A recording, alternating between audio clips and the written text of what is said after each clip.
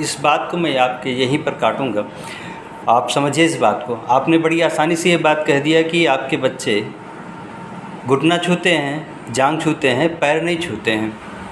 परंतु सबसे पहली चीज़ आपने उनको सिखाया नहीं, अच्छे से बचपन से सिखाया नहीं, पहली चीज़। दूसरी चीज़, उस बात को आप दूर छोड़ दीजिए।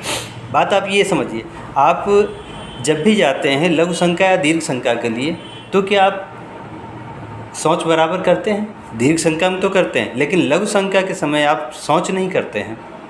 इसके अलावा इससे ही बड़ी बात यह है कि आप खड़े होकर के लघु शंका करते हैं। जब आप खड़े होकर के लघु शंका करते हैं तो उसकी छिट्टियाँ आपके पैरों पर, आपके जूतों पर, आपके कपड़ों पर पड़ते हैं।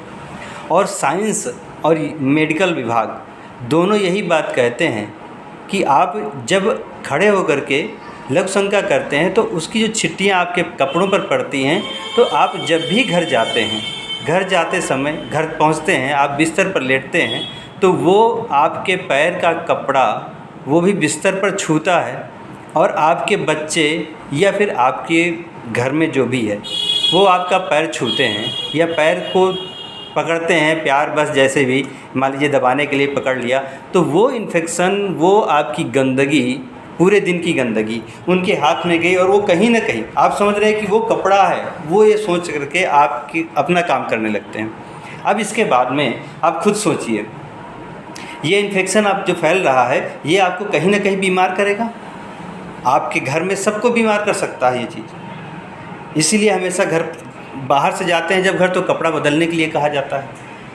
तो सबसे पहले ये कि आप बैठ करके लघु शंका कीजिए और उसके बाद सोच भी करिए। यदि आप बाहर हैं तो उसकी बात अलग है, बाहर हैं तो बाहर कुछ भी कोई नहीं कर सकता है, बाहर आप नहीं कर सकते, लेकिन घर पहुंचते हैं या घर पर हैं और तो कम से कम आप बाहर भी हैं तो बैठ के लघु शंका तो कर ही सकते हैं, ठीक है। यदि आप इतना कर रहे हैं तो उसके बाद में जो बच्चा है आपका या जो भी होगा ये देखेगा कि हाँ इनके पैर पर छिट्टी।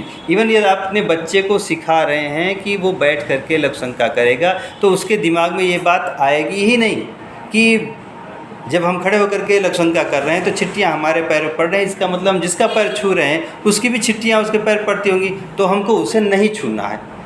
दिमाग में ये आता है और इसलिए बच्चे घुटना और जांघ छूते हैं। पहले आप अपने को बदलिए, उसके बाद में बच्चों को बदलिएगा, ठीक है।